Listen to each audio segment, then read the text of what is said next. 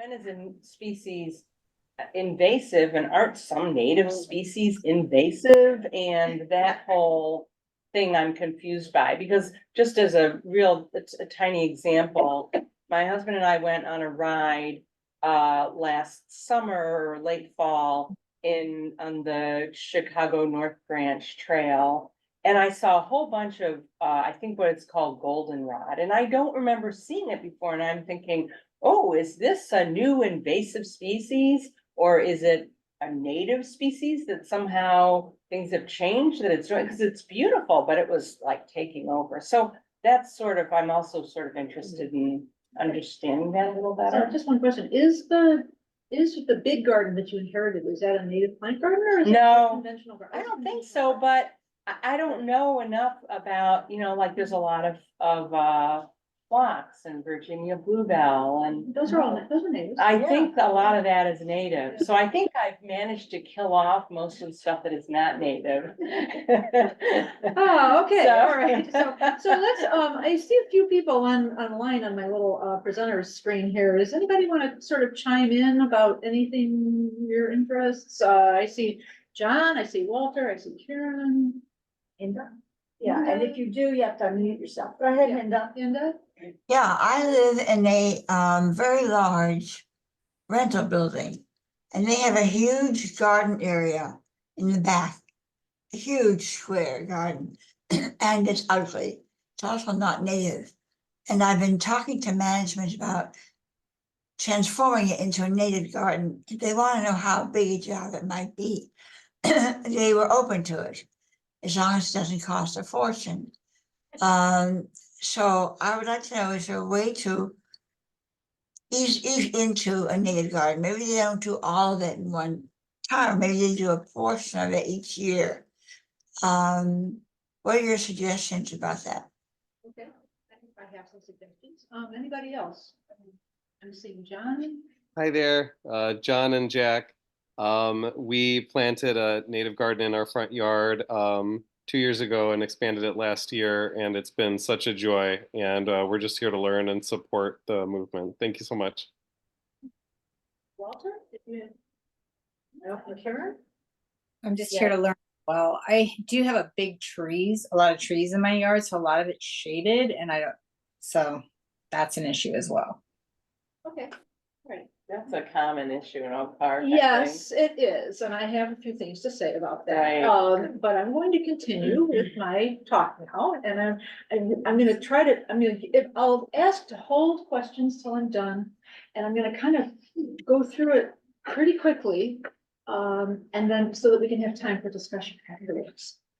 All right, so let's see how this works. Okay, so this is where I used to live until this past summer. This is a 30-year garden.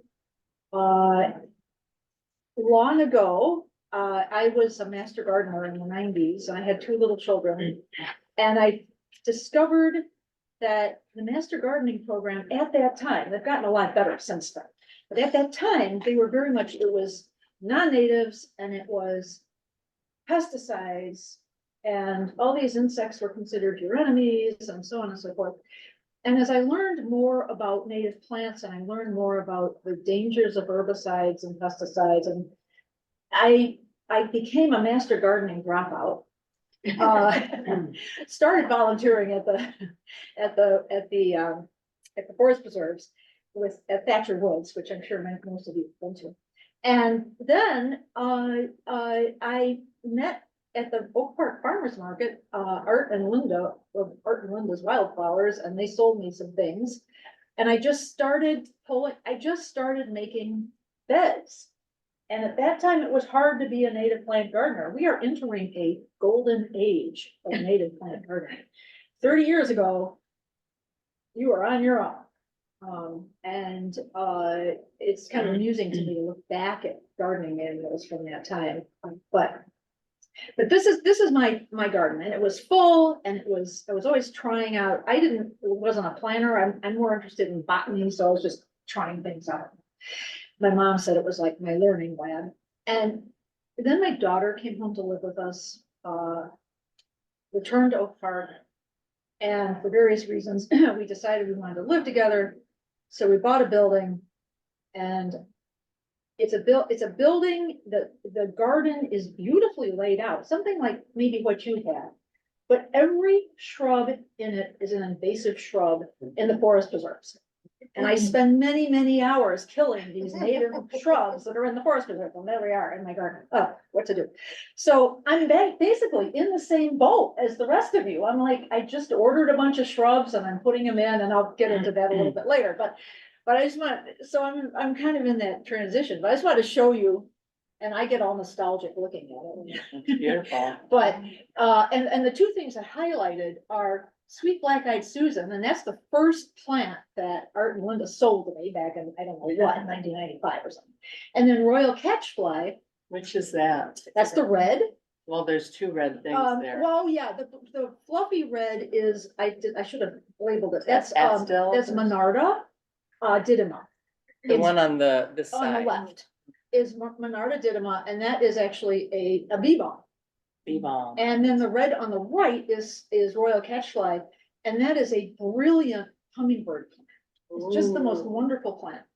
And then in the back of the garden, you can see I've got a lot of Monarda fistulosa, which is regular bee balm, the purple bee balm, and then at the very far back, you see a cup plant, and they grow 8 feet tall, and they are bee magnets and American goldfinch magnets, and they're just wonderful plants. But you really, if you commit to having one, you have committed to a partnership. It's because they also like to spread around, and so you know, I found it worth it because of the wildlife that they attracted, but in a very small garden.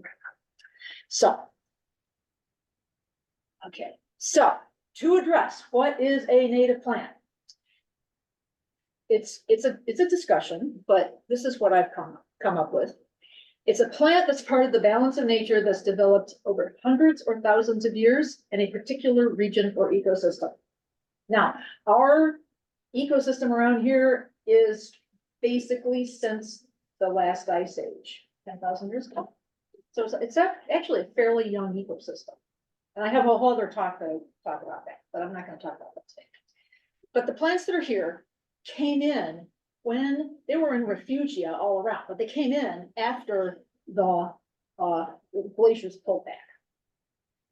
And they're native to this place. Whoops, sorry about that. It went a little faster than I wanted to. It should also be used with a geographic qualifier, e.g. Northern Illinois. There's a lot of cactus out in California that's native plants. But they're not here. It wouldn't work here. So yeah, prickly pear, but so you want to say it's native to Northern Illinois. Now, things get really much more intensely local. Like my forest preserve is the one I manage is becoming, it's in line to become an Illinois nature area. And so for purposes of that preserve, local is like anything more than 2 miles away is not native, because we're trying to work on a very specific, it's called a floodplain forest, and it has a certain specific suite and guild of plants and animals and things that live there. And we're trying to enhance it. We're propagating things from that little area and maybe a couple of forest preserves, but I'm not ordering from Prairie Moon Nursery, and I'm not ordering from Wild Ones and putting stuff in there, because that is a hyper local site. But for the purposes of gardening, Prairie Moon Nursery is up in Minnesota, though they have local growers. You can order stuff from there and bring it in because it's the region. So it just depends on what your context is. And the important caveat is that only plants found in this country prior to European settlement are considered to be native to the United States. Now, that also is kind of squishy, because as soon as Europeans set foot on this continent, they brought with them some stuff called white man's footprint. And what it is plantain that you see everywhere. And that came in who knows, 1500s, 1600s, whenever people started getting here. And it spread west from New England faster than the white people got west. What's So I- that, plantain? Plantain, just Okay. common plantain that you see in your grass. Edible? Yeah, Oh. and it's edible, but it's not plantain bananas, it's Oh, plantain, okay. like it's got little broad I don't- leaves and you know, if I pointed it out to you, you would say, oh my Oh. God, that's in my yard, and I try to get rid of it. But there it is. And it was called footprint because you could walk on it and it wouldn't get too crunched, as anyone who has it in their yard knows. In fact, I used it sort of as a ground cover in one spot at certain times. But, so that's the nuts and bolts of native plants. Now, I should tell you, half the plants in Cook County are not native. Most of them are just fine. They're not bothering anybody. A handful are so egregiously aggressive and they do such detrimental things that they are actually illegal in Illinois to sell. So if you have a buckthorn in your yard, you are breaking the law. There's a few others. Just so you know. Okay, so every garden has room for native plants. Now, I was imagining that a lot of the people here might be people with yards kind of like that, where they've got your standard array of kind of ornamental, non-native plants. And I was thinking, so, you know, what could you do? Like that's a nice piece of landscape. It doesn't look bad. I mean, you know, and they've got a redbud, which is a native tree. It looks like some kind of, I'm not sure what this was in spring, so I'm not sure what that is. They've got a little evergreen, they've got some hosta, they've got some catmint in there, some more hosta. It's a very standard kind of a look. And it's very appealing to a lot of people. But I was thinking, okay, what if you had that, but you wanted to add some natives, but you didn't want to tear it up? Okay, so what do you do? Well, you can put in native ground covers like Virginia waterleaf, native ginger, a variety of things like that. They're very, very low growing, Jacob's ladder. You can put those in and they'll just naturally spread around. Okay, you can put in sedges, and I believe that everyone should always be planting sedges everywhere, and I will get into that a little bit later and what they are. And spring ephemerals, you know, like the Virginia bluebells you were saying, that's a spring ephemeral. It comes up, it's glorious, it disappears back into the earth. You know, sayonara until the next year. And there's other ones that bloom in the spring before the tree canopy comes out, which makes them perfect for people with shady yards. And then a lot of them have very nice foliage, and then you have a beautiful foliage garden that's not hosta. The rest of the time. Yeah, well, it's a workhorse plant. I had hostas by my old house that had been there for probably 60 years. I never watered them. They were along the edge of the house. They were under the drip line. And I did let the leaves collect around them, so they were nourished and, you know, never had to worry about them. But hostas are not native. They are not. They're a Eurasian plant. And they have been highly, highly bred in so many different ways, but that's a whole other talk, actually. Okay, so first of all, what I advise, now there's a few ways you can go about native gardening. I know people, and especially people who've had large rain gardens constructed, get a good landscaper. They can help you build a rain garden. They can tie your gutters into it, and it'll help get rid of, you know, you won't have flooding in the basement anymore. They can do whole yard projects that are fabulous.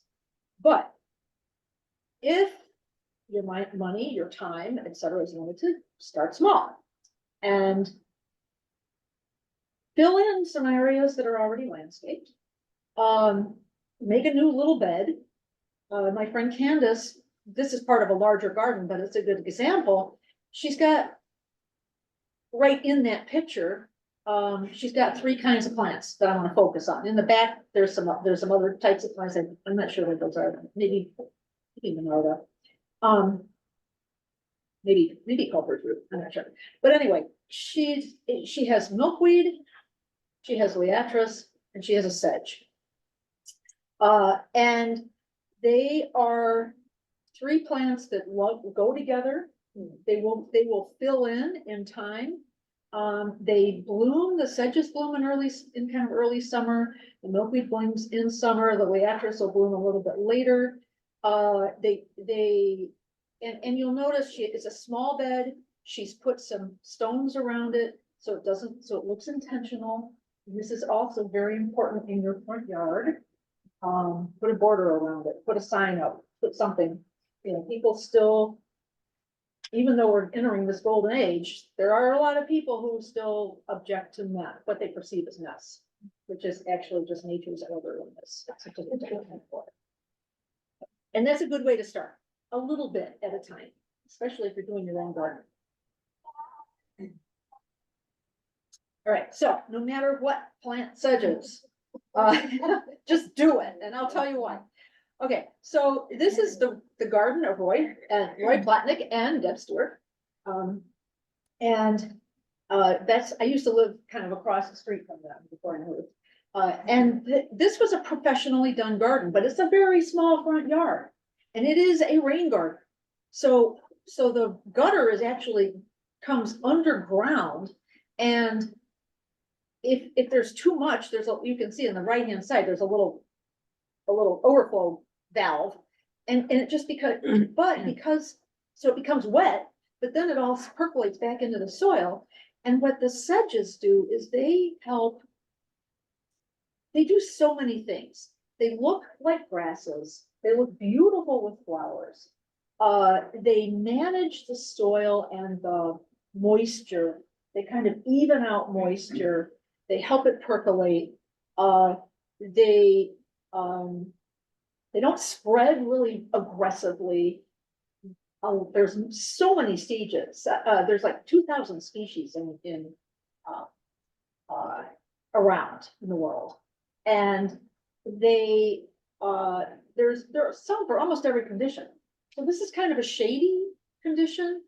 It doesn't get a whole lot of sun. It's kind of moist, and sedges are perfect. Now, what I like to do is I like to put sedges make a matrix. Put sedges on like a 2-foot square matrix, and then you have holes in the center, and then the center is where you put your spring ephemerals, or maybe your ground covers, like some native ginger, or you put in, well, spring beauties are a different thing, but you put in your Jacob's ladders, or you put in your fall blooming asters. You can put in all kinds of different things in between your sedges, and then it always looks pretty nice. The sedges green up early in the spring, and then the spring ephemerals come in, and then maybe you have a few fall blooming things, and it's just a nice garden all the way along. And the way they've made it look intentional is with the boulders, so it always looks pretty good. And they've left their leaves, but I'll talk about that. So yeah, sedges, like if you order nothing else this spring, order a few sedges and pop them in bigger trees or whatever.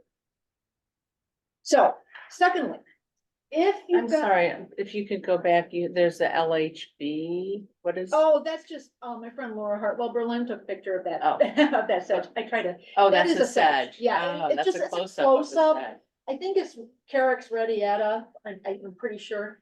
It's a woodland sedge, Okay. and they make these adorable little seed, like plumes and seed heads, but you have to really kind of lean over and look at them. They're kind of sweet. Sorry, I tried. How tall do they tend to get? They can get, some of them are like little, and some of them can get up to 2 feet tall or even taller. Yeah. It just depends on the, so I'm gonna go on, because I'm running out of time now, so I gotta go fast. Okay, so this is just, I'm not wanting you to memorize this, I'm just saying there are so many beautiful native shrubs that if you are if you're in possession of an old garden and maybe you have a shrub that is getting old, or maybe it's one of the ones, maybe you have a terrible calorie pear tree. Anybody have a calorie pear? They are the worst trees, and they are now invading the forest preserves. And as I'm gonna say it, the horticulture industry sold the American public a bill of goods when they brought those things in.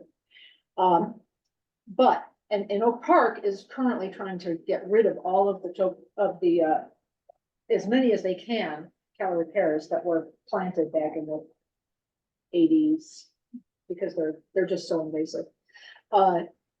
Anyway, there are beautiful, beautiful native shrubs that you can put in instead of a hydrangea. Some hydrangeas are native, by the way, so they're not all bad, but you know, instead of a boxwood, you could put something else in.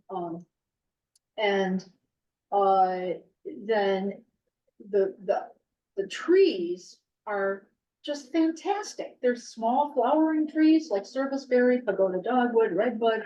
There's big, beautiful American oaks. And I see no reason why you would want to plant a tree like a Callery pear because there's so many beautiful, fantastic ecosystem nurturing, wildlife attracting native trees. Why, you know, why would you?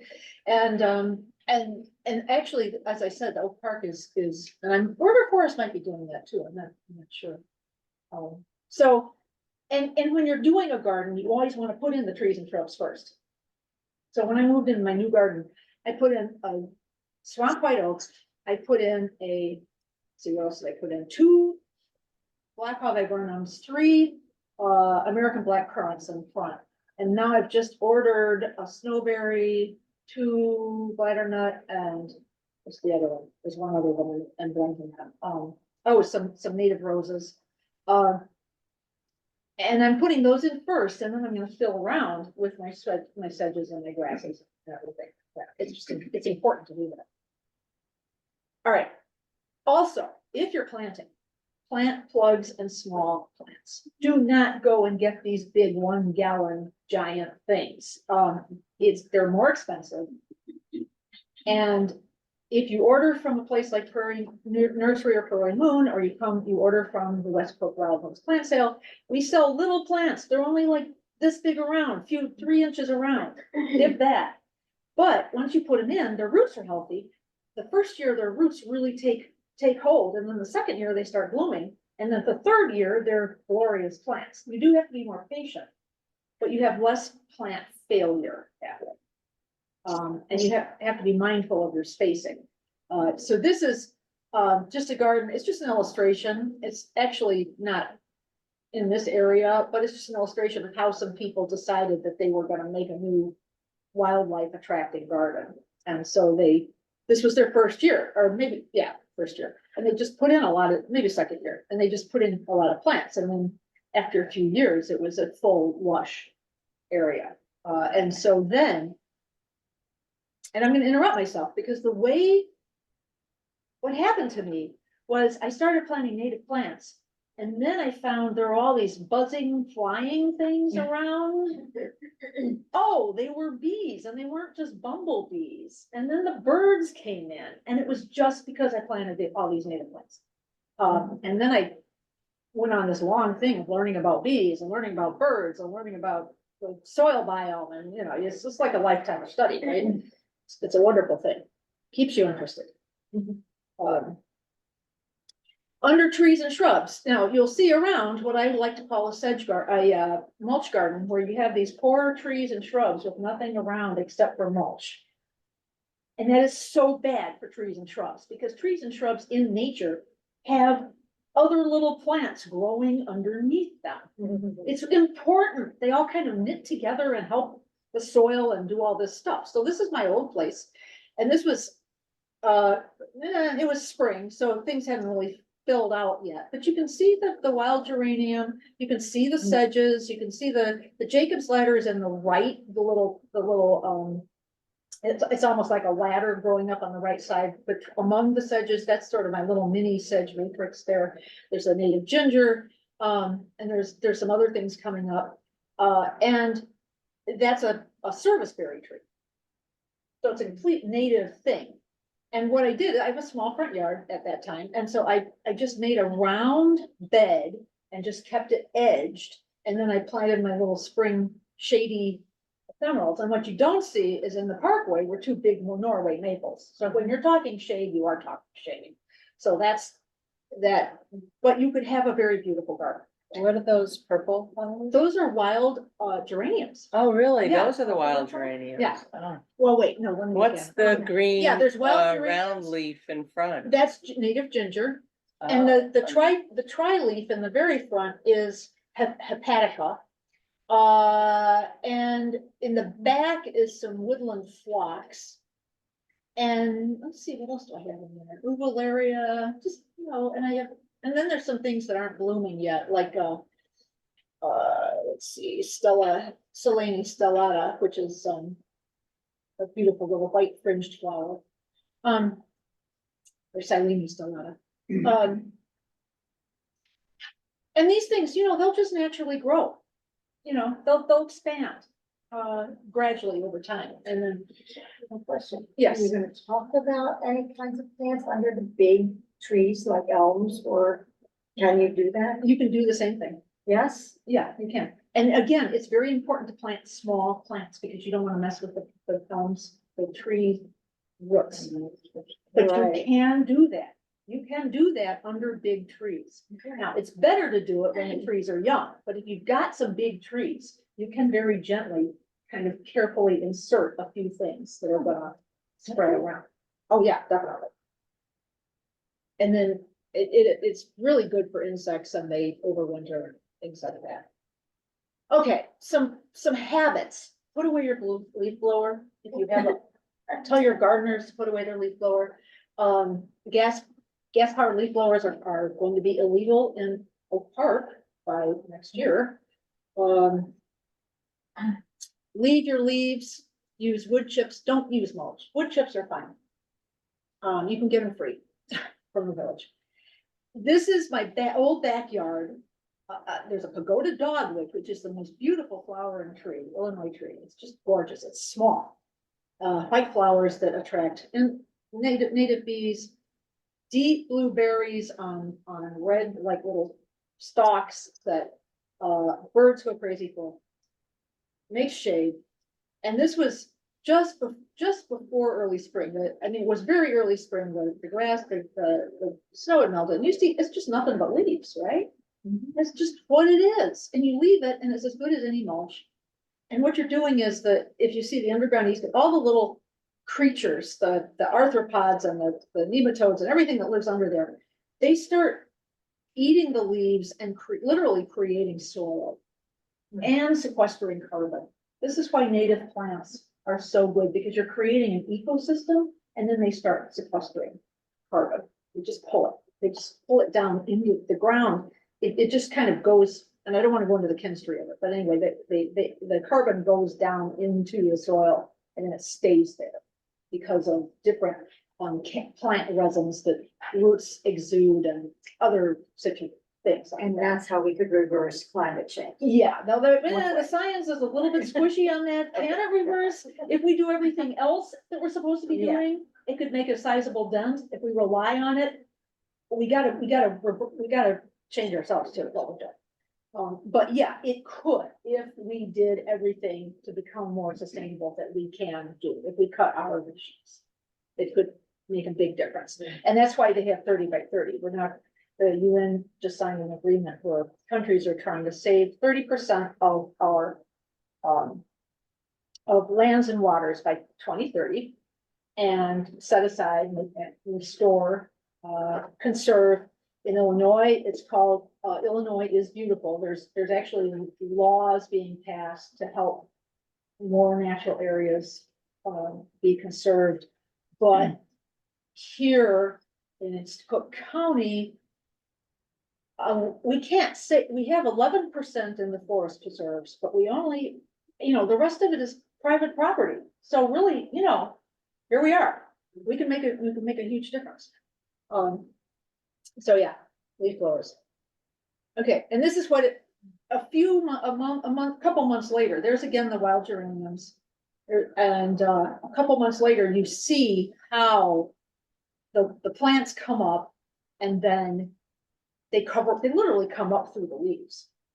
You just have to stir them. I'm sure a lot of you have tried this already, but Yeah, this is very interesting because that's one thing I splurge on every year is a spring cleanup service. No. And well, but they Yeah. pull they get rid of all the old hosta stems Yeah. and leaves and stuff, so. Yeah, and for that, that's fine. But you know what? When you are blowing leaves out from under bushes, you are slaughtering butterflies. You are slaughtering lightning bugs. because firefly larvae spend 1 to 2 years in the leaf litter, walking around, crawling around, killing other insects that might be pests. I'm wondering if I can just leave. So Yeah. now there are, I rake it off my lawn and I just rake it all under the bushes. And I plant, and then when in the spring I come around and I kind of stir with a little stick or something. And if I have taller things, I do in the spring, I cut them. And then I just cut them up and drop them right on the ground. So it's a different way of gardening. And you can amend your spring cleanup. Yeah, the non-natives, yeah, have them come in and clean it up, but all that leaf blowing, Yeah. fall leaf blowing, it's literally taking nutrients away from the trees and shrubs. You're messing up your soil by doing that. And then they try to fix it by putting more mulch on. Well, if you've got this cycle going, you don't need mulch. You just don't need it. And it is a garden, you do have to do weeding, I'm sorry, but. Okay. Gardening mindfully, again, no pesticides or fungicides, because fungicides. What they do is they disturb the balance among all of the fungi that go between the trees and the bushes and under, that vast network underneath the soil. Turn off your outdoor lights. This is so important. Who has backyard lights? Anybody? Yeah, turn them off. You either put them on motion sensors or That's what we have. when you go in for the night, just turn them off. Your string of party lights. That was great during the pandemic. Pandemic is quiescent right now. Turn them on. Because fireflies literally cannot see their mates. They can't see the flashes. If the lights are. And birds bang into windows and kill themselves when they're migrating. And we are in a significant migration corridor across, up and down the south, north and south. On West Cook Wildlands YouTube channel, we have a series of videos about nighttime. So, and they're worth checking out. It's free. How do you keep a bird bath from becoming a mosquito? Bird thing You around empty it out every 3 days and refill it. every 3 days? Yeah. I've never had a real problem with that. Okay, so let's see. Yeah, so I'm good. I'm on time. This is a short version. I could go on for several hours. And I have different talks. I have a talk about carbon sequestration. I have a talk about 30 by 30. I have a talk about, I'm just doing the short and sweet thing here. Special, I know you were asking, there's a lot of work being done, you can grow natives in containers. And in fact, West Cook Wildlands is having a discussion right now with the Village of Oak Park because they sent us the list of plants they were gonna put in the containers downtown, and we were like, what? But it's a different thing because these things, they're annuals, they're gonna be swapped out, they were grown with neonics, which means they're toxic to pollinators.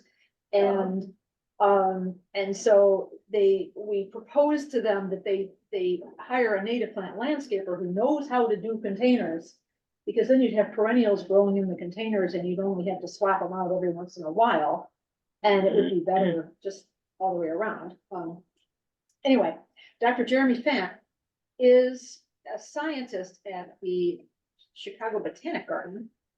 And he has spent, 15 years growing native plants in pots. And the spreadsheets, he won't show you the spreadsheets, but we have free Zoom presentations. So if you go to the West Cook Wildlands website, you can register for this. And then we're gonna film it or record it, and then we will put it on our YouTube channel. So if you know anyone who's saying, oh my goodness, I want to do native plants, but I live in a condo, what can I do? Well, there are things. And also, of course, I have to advertise our. I'm sorry, what was that URL? Wild Ones? Westcook.wildones.org. Thank you. And really, all you have to Google is West Coast wildness. We're kind of all over. Yeah. We're kind of noisy. Very big fan. Yeah. I love the idea of perennials, Yeah, cause All the wild. I'm not The native rigorous plants are- enough to, now, I should say, these little. for self-seeding. And if any of you are coming by here, I'm leaving some handouts, and one of the handouts I'm leaving are little seeds, little packages of seeds called partridge pea. And the picture on the slide is partridge pea, and they're just the most charming little plants. And you can scatter them around in your sunny garden and they will naturalize. They are bee attractors. I had one little bed that was too dry and I couldn't really grow anything, so I just grew partridge pea in it. And on my back deck, you could literally, every morning before 8 o'clock, the bees showed up to get pollen and you could hear them. All the bumblebees. It was fabulous. And because bumblebees need pollen, because that's their fat and protein. You know, they need nectar is like soda pop, and then pollen is like, you know, they're good. If you're a vegetarian, you know, you mix your proteins, or you eat steak, and you know, it's like they're very important nutrients. So, you know, do attend that. And then native plant sale. We run a big native plant sale. We partner with the Cook County Forest Preserves. They very kindly loan us their facilities building in Maywood and Lamont. So you order them, they're not quite ready yet, March 15th, you can go. They are small plants, small plugs. And they also have kits. They offer a monarch kit, there's a shady plant kit, there's just different, I'm not sure what, I'm not on that committee, so I'm not, it's always surprising to me, but it's a really great place to kind of jump in if you want to buy plants. I'm sorry, where is this? This is, you order it online I'll order it. and then you Okay. pick up in Maywood.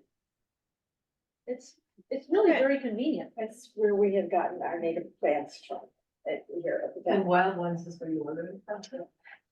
We get them from an outfit called Piso, which all they do is grow native plants. And they do large prairie restorations and other things like that, and we just have an agreement with them, and so they're very kind, and they want to get the message out too. You'll find everybody in this particular corner of the horticulture industry was like mission driven. You know, just, you just want native plants everywhere. So, and then the birds are happy, and then the insects are happy, and then everything works the way it's supposed to be working. And because the number one reason for biodiversity decline, and the decline in birds, decline in insects, is habitat loss.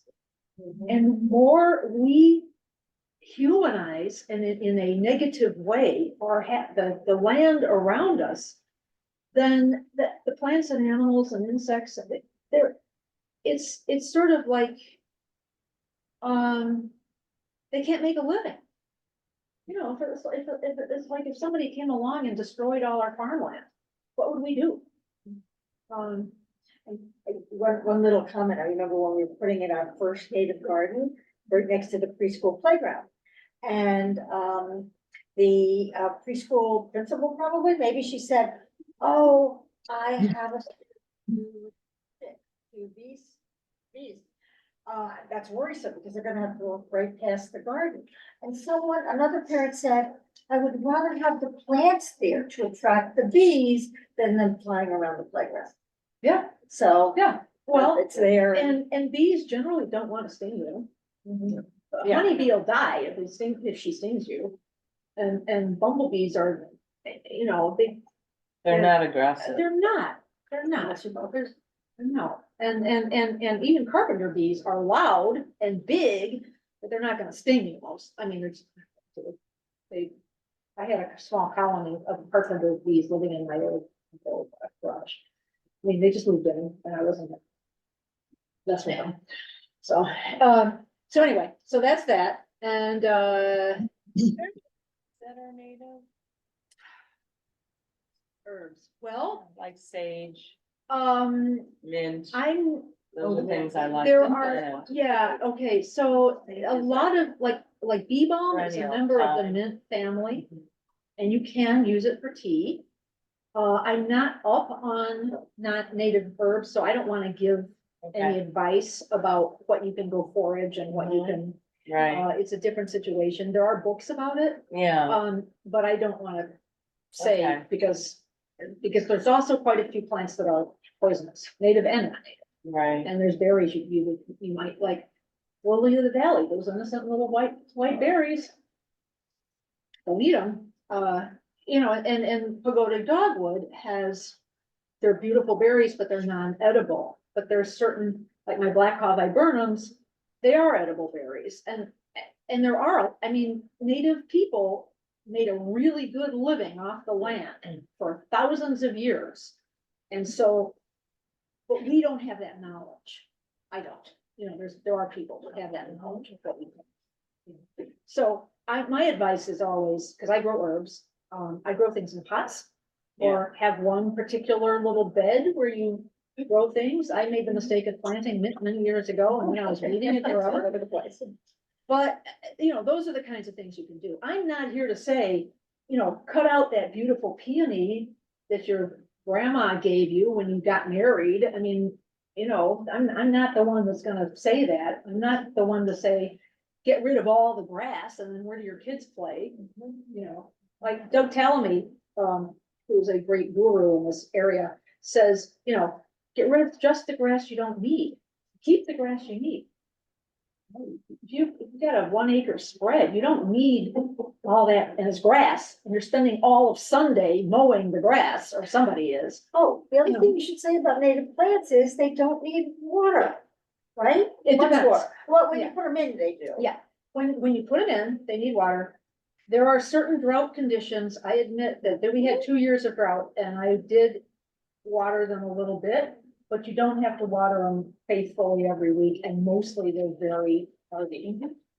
And the other thing is, they don't need special soil, No, usually. no, there are native plants for every kind of soil. If you complain about your clay, I can find you native plants that love clay.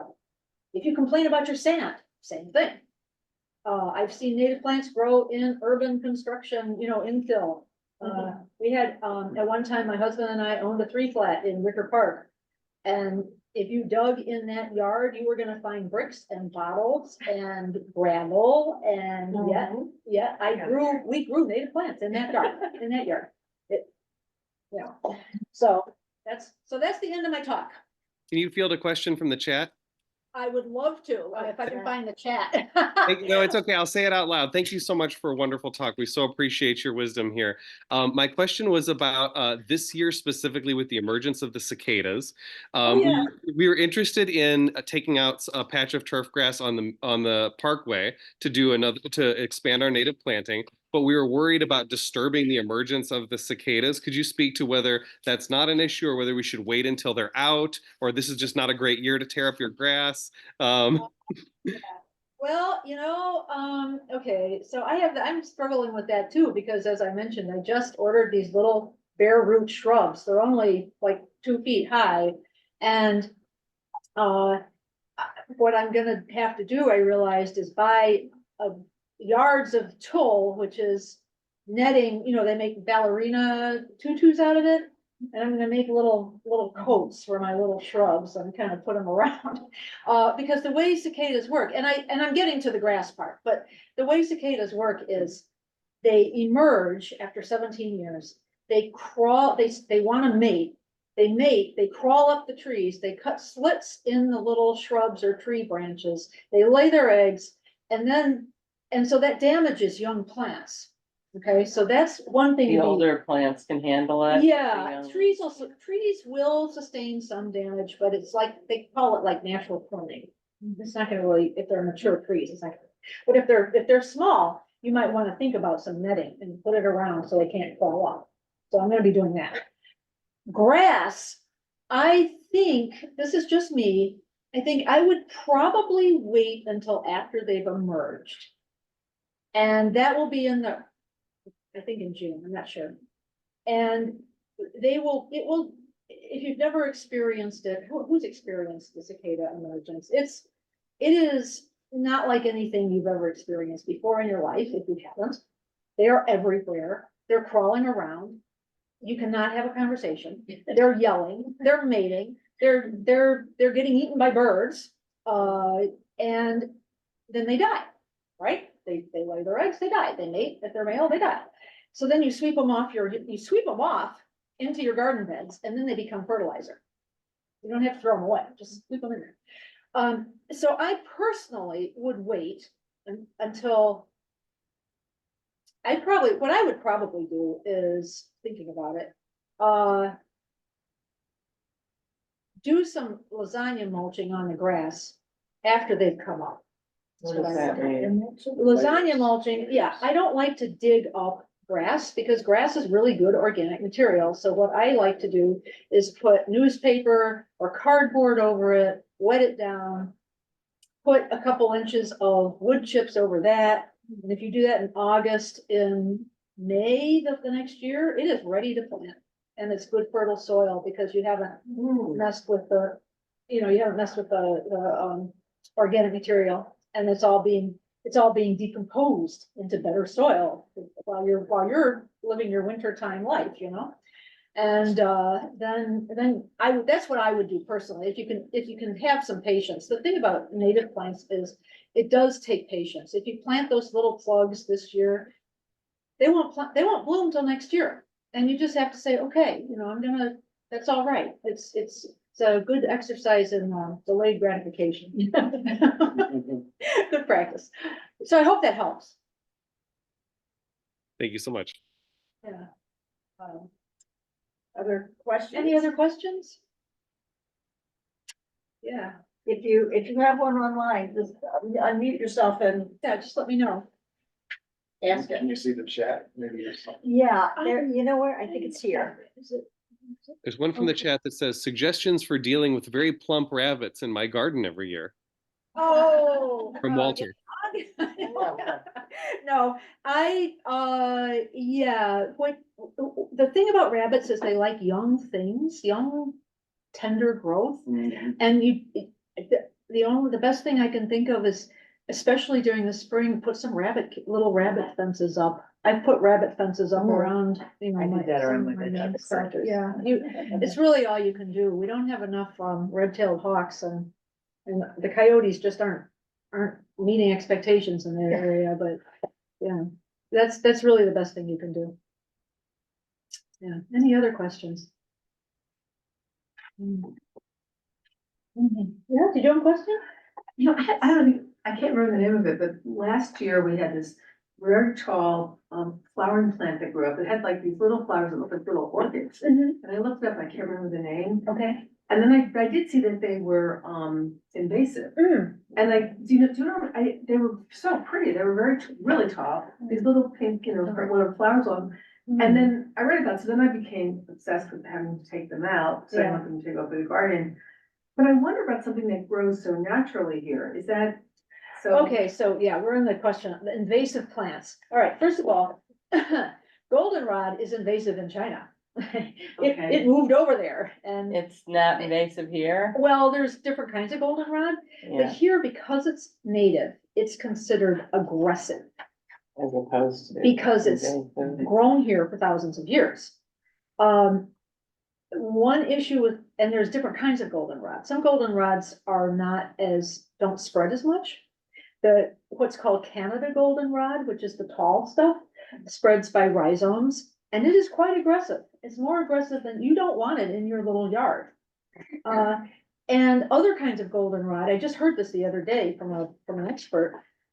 You put in your different plants and grasses, and you wait 4 years, and then you put the goldenrod in, because there's enough competition to keep it down. And you have to remember that the situation where the goldenrod and other certain really aggressive native plants evolved was where there were literally millions of acres of prairie. And the way I've observed that big prairies grow is they grow big patches of stuff.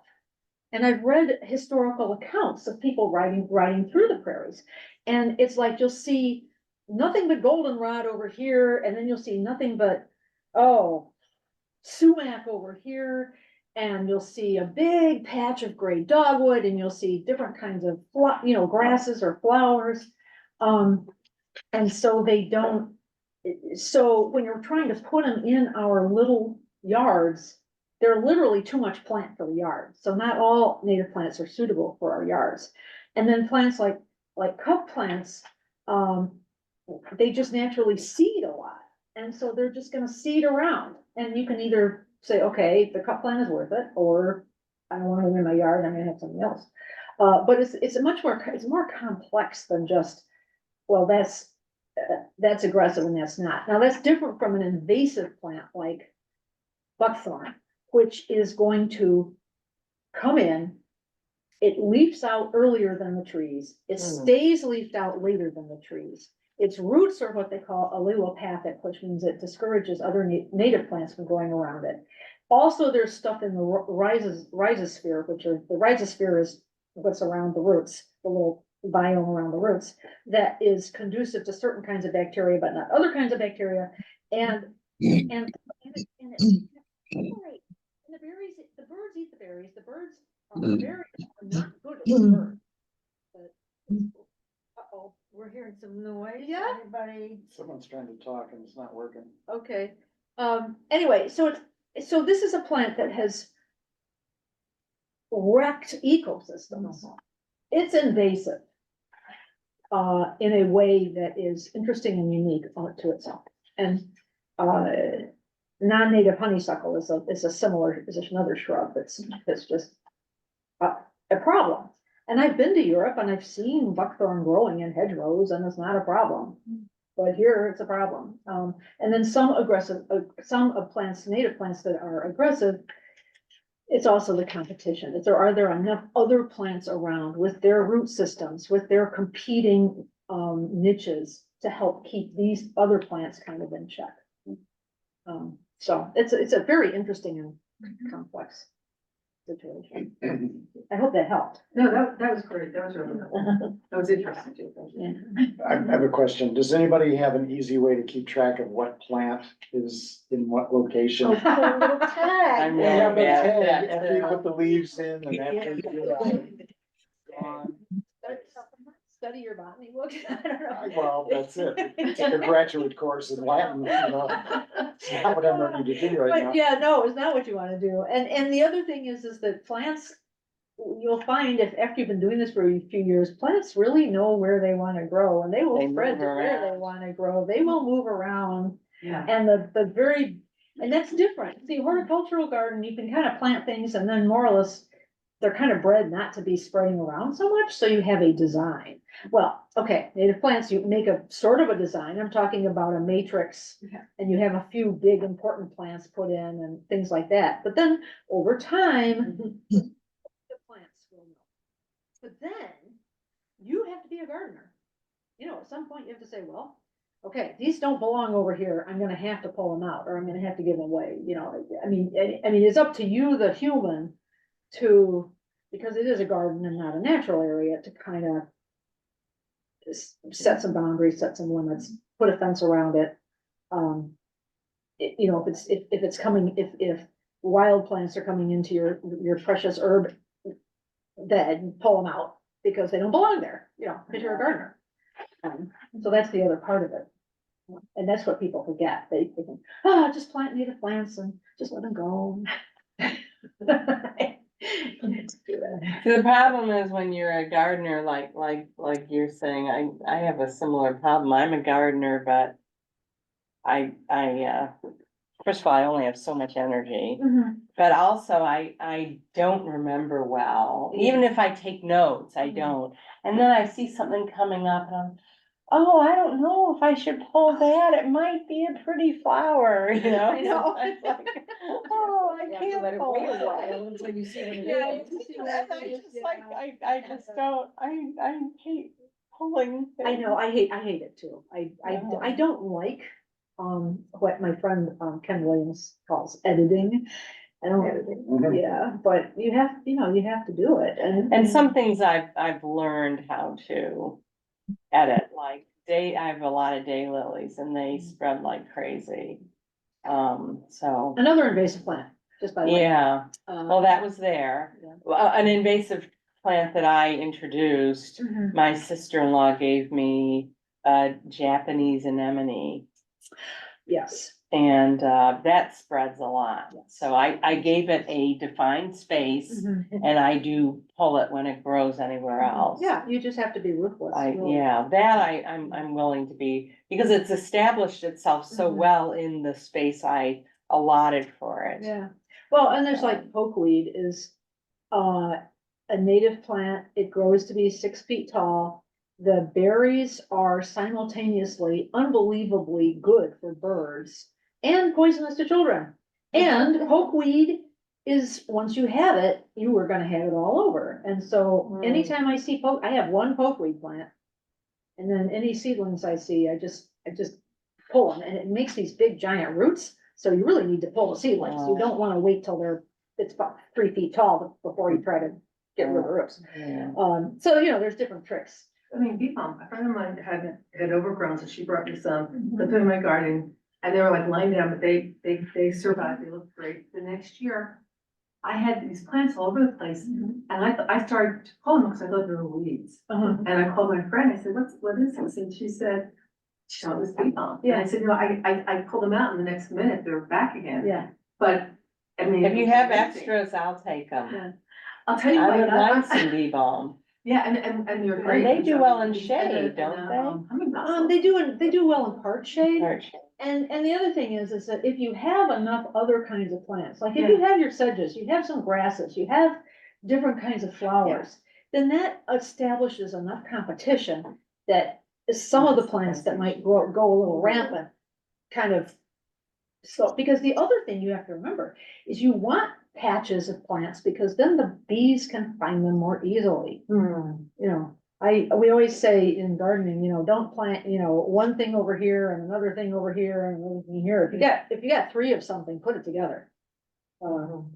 I should start with one little area at a time. Yeah, start with one little area, pick out a few species that might grow together, that have similar cultural requirements. And in a couple years. do Oh, and another whatever area. you do besides plant milkweed too, just for the Well, moment. so I had a little milkweed plant, is sun, isn't it? milkweed plant. Uh-huh. And I put it in that area that I designated, Mhm. along with some other, plants that I bought from a native, gardener specifically. And, they all failed. They That's all, it looked like maybe there was some nibbling going on Mhm. that contributed to That's the failure. Yeah, and it's hard to know But- without knowing what the sun, the soil. Yeah, Uh, I mean, I'm gonna try again. yeah, it might have been, like, common milkweed will grow pretty much anywhere, and I even had some milkweed growing up through my lawn for a while, cause I just couldn't bear to cut it down. But like, swamp milkweed really likes it damp.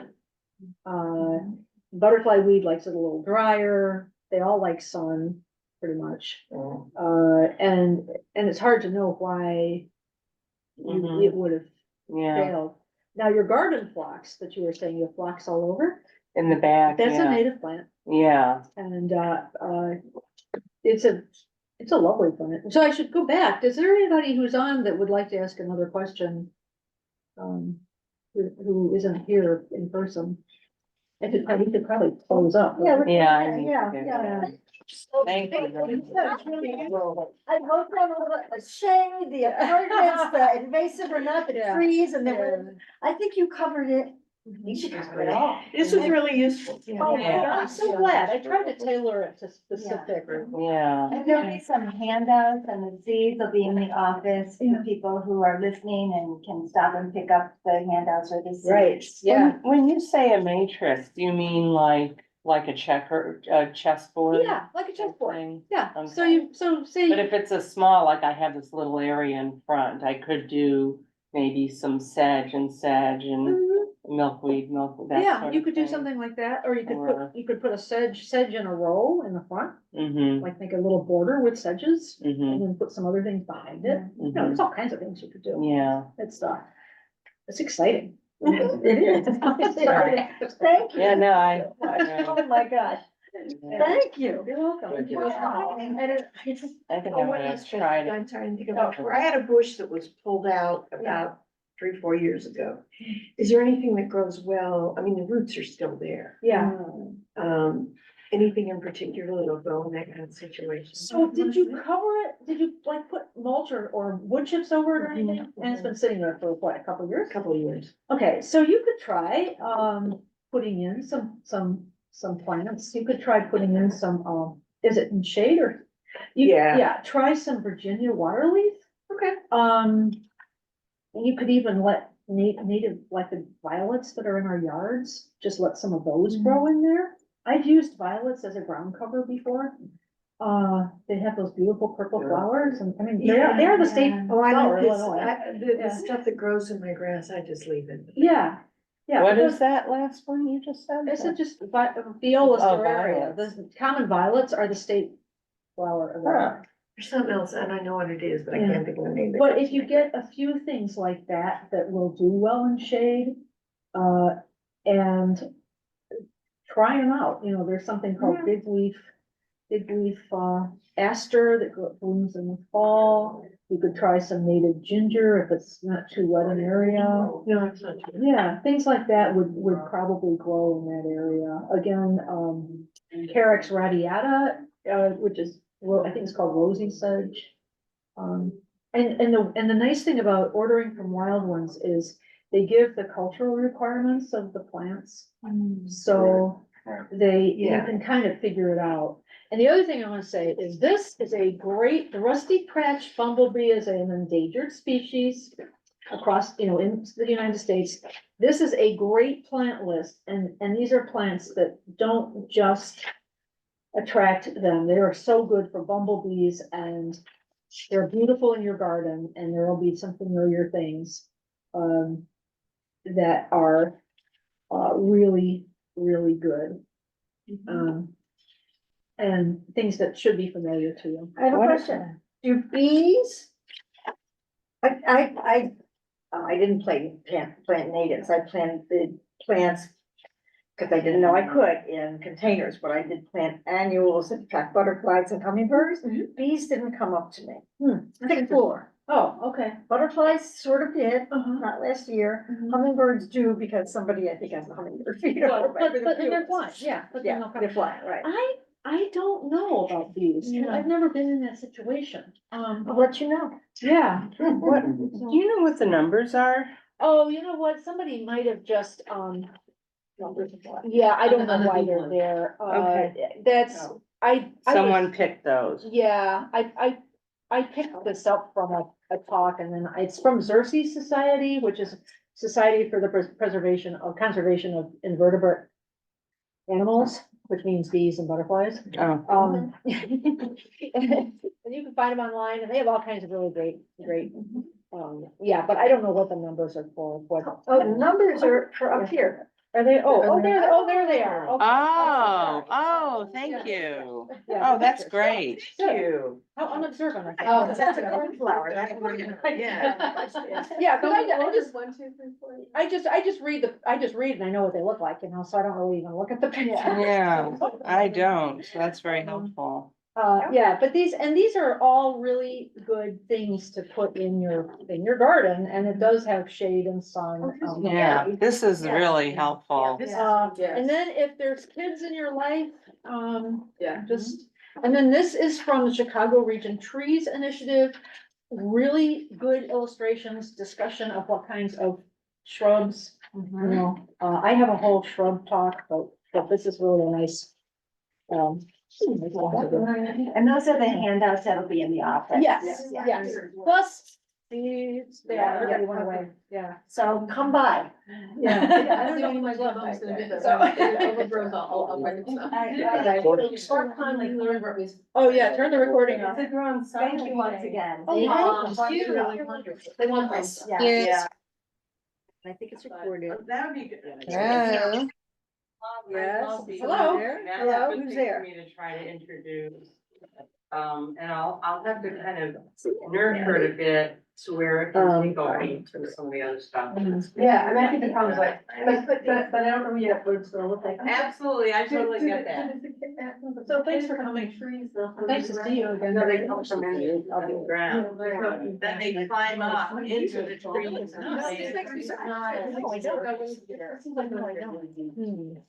Much planting, you're right.